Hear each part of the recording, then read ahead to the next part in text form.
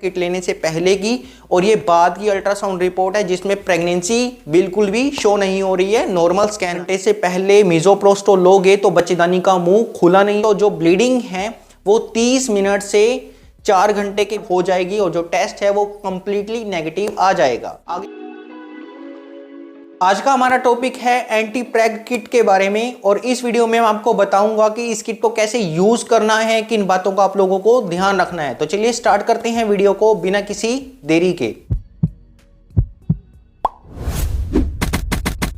तो गाइस सबसे पहले तो हम लोग ये डिस्कस करते हैं कि इस किट को आप लोग कितने दिनों की प्रेगनेंसी में यूज कर सकते हो और इसको यूज करने का जो तरीका है वो क्या रहता है। लेकिन ये बात बताने से पहले मैं आपको इस किट के बारे में कुछ जानकारी देना चाहता हूं, क्योंकि लोगों को अक्सर इस जानकारी का पता नहीं होता और लोग इस किट को ब्लैक में खरीद लेते हैं दुगने तिगने प्राइस रेट में। तो देखिए, ये जो किट है इसे हम लोग मेडिकल टर्मिनेशन ऑफ प्रेगनेंसी के केसेस में यूज़ करते हैं। जैसे कि अगर किसी महिला को अनवांटेड प्रेगनेंसी है या फिर कोई लड़की है जो अनमैरिड है और उसको प्रेगनेंसी हो गई है, या फिर महिला को कोई दिमागी बीमारी है, या महिला के लिए जो प्रेगनेंसी है वो जानलेवा है, जान जाने का खतरा रहता है, या फिर बच्चे में किसी प्रकार का बर्थ डिफेक्ट हो, या बच्चे की दिल की धड़कन ना आई हो, या फिर महिला का मिसकैरेज हो गया हो, तो ऐसी कंडीशन में हम लोग इस किट को यूज़ कर सकते हैं। अब ज़्यादातर केसेस में लोगों को लगता है कि भारत में इस किट को यूज़ करना गैर कानूनी है, लेकिन ऐसा बिल्कुल नहीं है।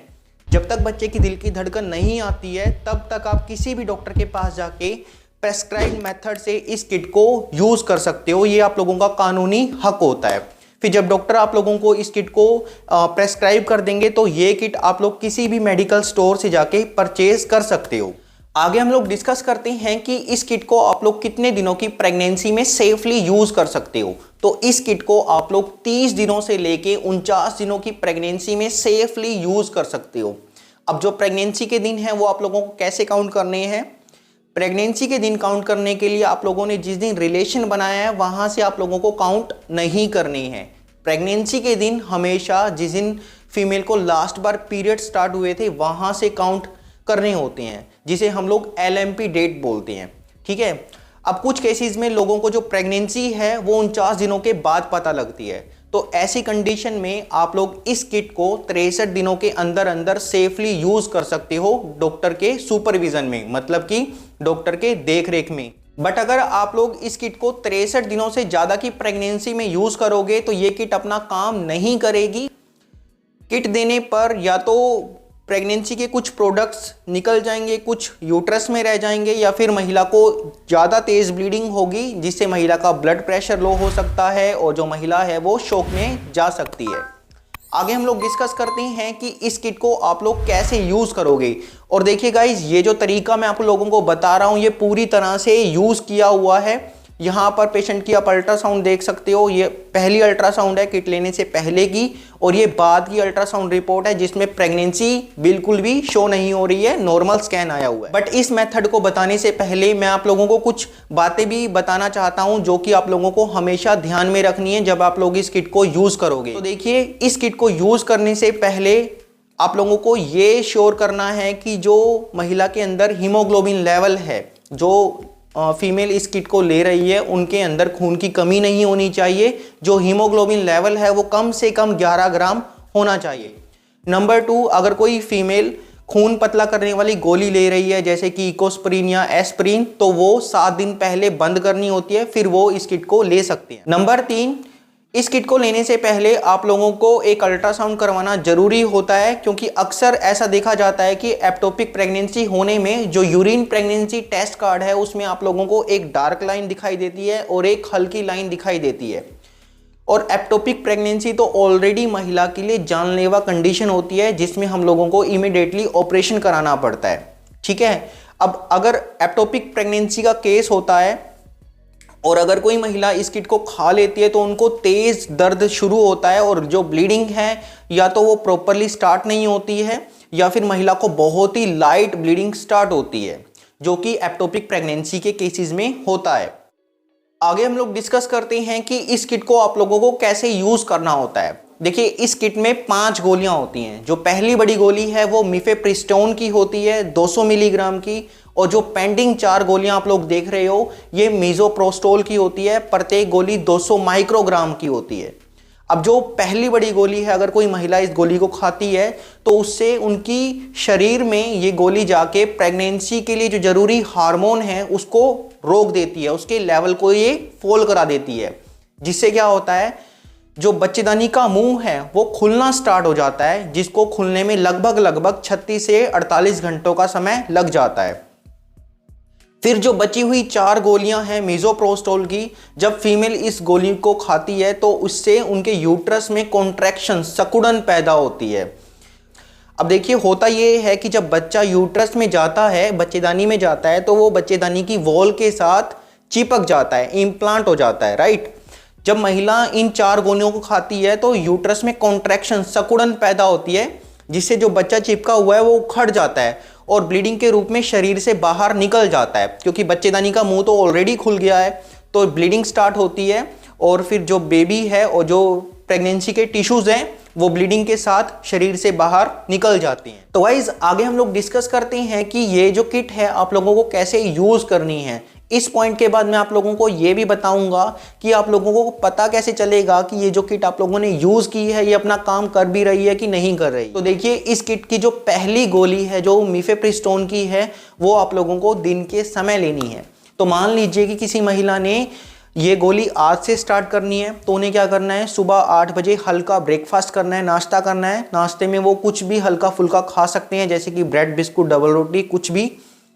और उसके 2 घंटे के बाद सुबह 10 बजे पहली बड़ी गोली जो मिफेप्रिस्टोन की है वो उनको पानी के साथ लेनी है। जैसे हम लोग सामान्य कोई गोली निगल जाते हैं वैसे ही निगलनी होती है, ठीक है। फिर परसों को 48 घंटे का गैप रख के परसों को सुबह 8 बजे फिर से उनको हल्का नाश्ता करना है, ब्रेकफास्ट करना है। और 2 घंटे बाद सुबह 10 बजे परसों को ये जो आप लोग अपनी स्क्रीन पे 2 मीजोप्रोस्टोल की गोलियां देख रहे हो ये उन्हें गालों के बीच रखनी है, जिसे बक्कल कैविटी बोलते हैं। जो गम्स और चीक्स के बीच की कैविटी है बक्कल कैविटी, वहां पर रख सकते हैं, एक गोली इस साइड एक गोली इस साइड, या फिर 2 गोलियां एक साथ जीभ के नीचे रख सकते हैं, ठीक है। अब कुछ लोग बोलेंगे कि सर ये गोलियां कैसे रखेंगे, क्योंकि गोलियां तो टेस्ट में बिल्कुल कड़वी होगी। तो ऐसा बिल्कुल नहीं है। टेस्ट में ये जो गोलियां हैं ये टेस्ट लेस होती हैं, इनका कोई टेस्ट नहीं होता है, लेकिन जैसे जैसे ये गोलियां घुलेंगी वैसे वैसे आप लोगों को चौक जैसी फीलिंग आ सकती है। ये गोलियां घुलने में 30 मिनट का टाइम लेती हैं, और जो थूक होगा, जो सलाइवा होगा, उसको आपको फेंकना नहीं है, वो आपको निगलना है, ठीक है। कुछ लोग यहाँ पर ये गलती करते हैं कि इस गोली को वो लोग पानी के साथ लेते हैं। अगर आप लोग इस गोली को पानी के साथ लोगे तो ये जो गोलियां हैं ये अपना पूरा असर नहीं दिखाती हैं। कुछ लोग इस गोली को 48 घंटे से पहले ले लेते हैं। तो अगर आप लोग 48 घंटे से पहले मीजोप्रोस्टोल लोगे तो बच्चेदानी का मुंह खुला नहीं होगा, जिससे ब्लीडिंग तो स्टार्ट हो जाएगी, या फिर कुछ केसेस में तो ब्लीडिंग भी स्टार्ट नहीं होती है। और अगर कुछ केसेस में जो ब्लीडिंग स्टार्ट हुई है तो बच्चे के कुछ प्रोडक्ट्स निकल जाएंगे, कुछ यूट्रस के अंदर रह जाएंगे, जिससे आप लोगों का इनकम्प्लीट अबॉर्शन हो सकता है। तो इस बात का आपको ध्यान में रखना है। फिर जब 10 बजे आप लोग ये गोलियां लोगे तो उसके 3 घंटे के गैप के बाद आप लोगों को फिर से 1 बजे दोबारा से सेम तरीके से 2 गोलियां जीभ के नीचे या फिर गालों के बीच में रखनी है।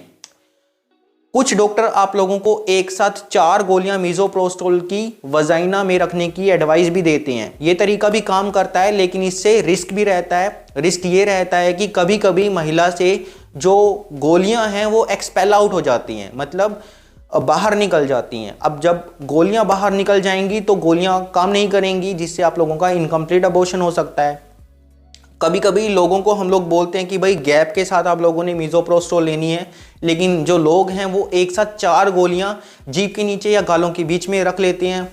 अब इतनी हैवी डोज से क्या होता है, वॉमिट होने के चांसेस रहते हैं, उल्टी आने का खतरा रहता है। अगर उल्टी आ जाएगी तो आप लोगों को दोबारा से ये जो गोलियां हैं रिपीट करनी पड़ती हैं, ठीक है। तो ये कुछ बातें हैं जो आप लोगों को ध्यान में रखनी है। आगे हम लोग डिस्कस करते हैं कि आप लोग कैसे पता करोगे कि जो प्रोसेस चल रहा है वो नॉर्मल है या एबनॉर्मल है।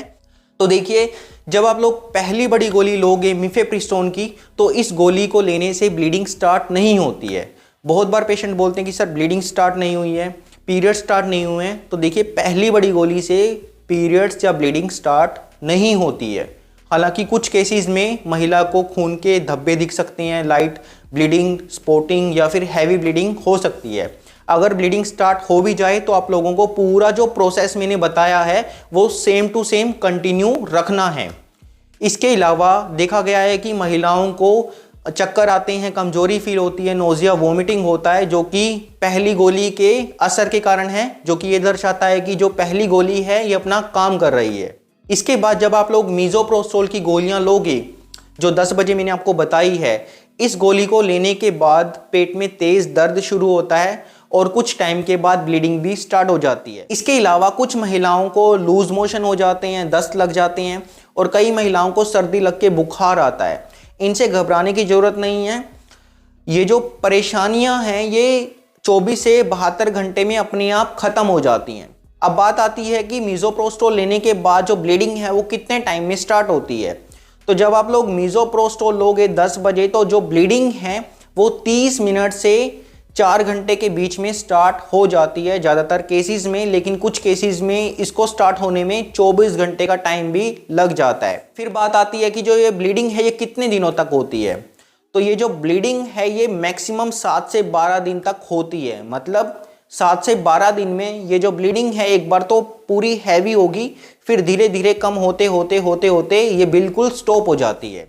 फिर बात आती है कि आप लोग कंफर्म कैसे करोगे कि ये जो ब्लीडिंग है ये नॉर्मल है या फिर एबनॉर्मल है। तो देखिए, शुरुआती जो 24 घंटे होते हैं उसमें हैवी फ्लो रहता है, पीरियड से भी तेज फ्लो रहेगा। उसमें आप लोगों को बड़े बड़े क्लॉट्स पास आउट हो सकते हैं, खून के थक्के निकल सकते हैं जिसका साइज नींबू जितना भी हो सकता है। पहले 24 घंटे में आप लोगों को सफ़ेद कलर का मास टाइप का टिश्यू भी देखने को मिल सकता है, जिसे हम लोग जेस्टेशनल सैक बोलते हैं। अब कुछ लोगों को ये नहीं पता लगता है कि हैवी फ्लो या हैवी जो ब्लीडिंग है वो आप लोग कैसे कंसीडर करोगे। तो देखिए, अगर किसी महिला को 2 घंटे में 2 पैड से ज़्यादा यूज़ करने पड़ रहे हैं तो इसका मतलब ये है कि जो महिला है उनको हैवी ब्लीडिंग हो रही है। ठीक है, तो ये जो हैवी फ्लो है ये 24 घंटे से ज़्यादा नहीं होना चाहिए। अगर है तो आप लोगों को डॉक्टर से इमीडिएटली कंसल्ट करना है। आगे हम लोग डिस्कस करते हैं कि आप लोग कैसे कंफर्म करोगे कि आप लोगों की जो प्रेगनेंसी है वो क्लियर हुई है कि नहीं हुई है। लेकिन ये बात बताने से पहले आप लोगों को पूरे प्रोसेस में कुछ जरूरी बातें भी ध्यान में रखनी है। नंबर 1, जब मीजोप्रोस्टोल की गोलियां खाते हैं तो उससे पेट में तेज दर्द होता है और फिर ब्लीडिंग स्टार्ट होती है। और जो ब्लीडिंग है वो इतनी तेज होती है कि लोग अक्सर घबरा जाते हैं। तो पहली बात तो आप लोगों को घबराना नहीं है। मीजोप्रोस्टोल लेने के बाद जो तेज ब्लीडिंग है वो 24 घंटे तक हो सकती है। नंबर 2, जो मीजोप्रोस्टोल की गोलियां हैं जब ब्लीडिंग स्टार्ट होती है तो उससे पहले तेज दर्द होता है। और ऐसे में जो लोग हैं वो एंटीस्पास्मोडिक ड्रग खा लेते हैं, मतलब कि पेट में दर्द वाली गोलियां खा लेती हैं, जैसे कि मेफ्टाल्सपास या एनाफोर्टन टैबलेट्स। ये गोलियां आप लोगों को नहीं खानी है।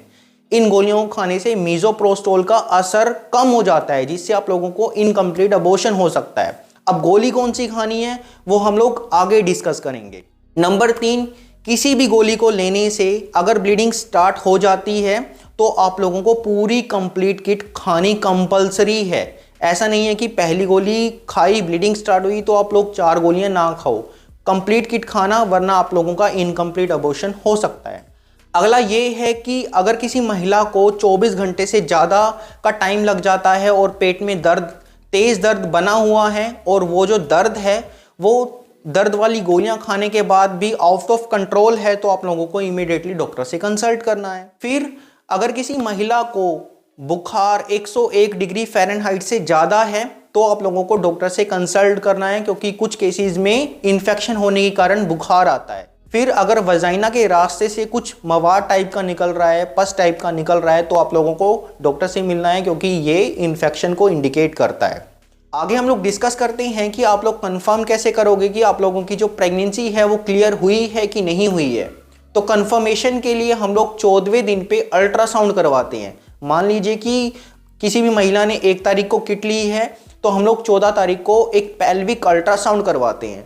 आप लोगों को हमेशा ध्यान रखना है कि 14 दिन से पहले अगर आप लोग अल्ट्रासाउंड कराते हो तो यूट्रस में ब्लड क्लॉट्स आपको दिख सकते हैं। अब जो लोग अल्ट्रासाउंड नहीं करवा सकते हैं वो 21 दिन के बाद यूरिन प्रेगनेंसी टेस्ट कर सकते हैं। अब ध्यान देने वाली बात यह है कि अगर आप लोग 21 दिन से पहले यूरिन प्रेगनेंसी टेस्ट करोगे तो आपको प्रेगनेंसी टेस्ट कार्ड में एक लाइट लाइन दिख सकती है, जिससे आप लोगों को घबराना नहीं है। 21 दिन के बाद अगर आप लोग दोबारा से प्रेगनेंसी टेस्ट करोगे और अगर आप लोगों की प्रेगनेंसी क्लियर होगी तो आप लोगों को ये लाइन डिसअपीयर हो जाएगी और जो टेस्ट है वो कंप्लीटली नेगेटिव आ जाएगा। आगे हम लोग इस किट के रिगार्डिंग फ्रीक्वेंट आस्क्ड क्वेश्चन के बारे में डिस्कस करेंगे। तो पहला जो क्वेश्चन है वो ये है कि हम लोग इस किट को मैक्सिमम कितनी बार यूज कर सकते हैं। तो देखिए, इस किट को आप लोग 2 साल में एक बार यूज कर सकते हो। अगर पहले यूज करोगे तो इस किट के फेलियर रेट इंक्रीज हो जाएंगे, जिससे आप लोगों को इनकम्प्लीट अबॉर्शन हो सकता है। नंबर 2, क्या ब्रेस्ट फीडिंग मदर इस किट को यूज कर सकती हैं? तो बेशक कर सकते हैं, लेकिन गोलियां खाने के 24 घंटे तक आप लोगों को ब्रेस्ट फीड नहीं कराना है। और जब आप लोग ब्रेस्ट फीड कराओगे तो जो फर्स्ट मिल्क होगा उसको आप लोगों को डिस्कार्ड करना है, मतलब कि निकाल के फेंक देना है, फिर आप बच्चे को फीड करा सकते हो। नंबर 3, क्या इस किट को लेने से फ्यूचर में प्रेगनेंसी कंसीव करने में प्रॉब्लम आती है? तो ऐसा बिल्कुल नहीं है।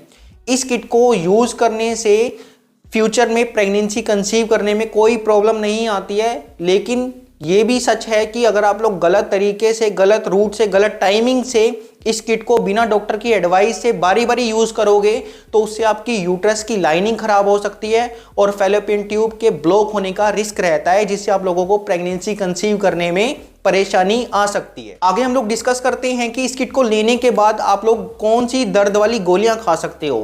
तो देखिए, मैंने आपको प्रीवियसली बताया है कि दर्द के लिए आप लोगों को एंटी स्पास्मोडिक ड्रग नहीं लेनी है। तो आप लोग ऐसे केस में non steroid anti inflammatory drug ले सकते हो, कैटेगरी की कोई भी मेडिसिन, जैसे कि ब्रूफन 400 mg की टैबलेट आती है, जो कि यूजली ऐसे केसेस में हम लोग एडवाइस करते हैं लेने के लिए। तो आशा करता हूं इस वीडियो में दी गई जानकारी आप लोगों के लिए काफी यूजफुल और बेनिफिट रही होगी। यहां तक सुनने के लिए आप लोगों का धन्यवाद। मैं मिलता हूं आपसे नेक्स्ट वीडियो में एक बहुत इंटरेस्टिंग टॉपिक के साथ। तब तक के लिए stay healthy, stay fit. Thanks for watching this video.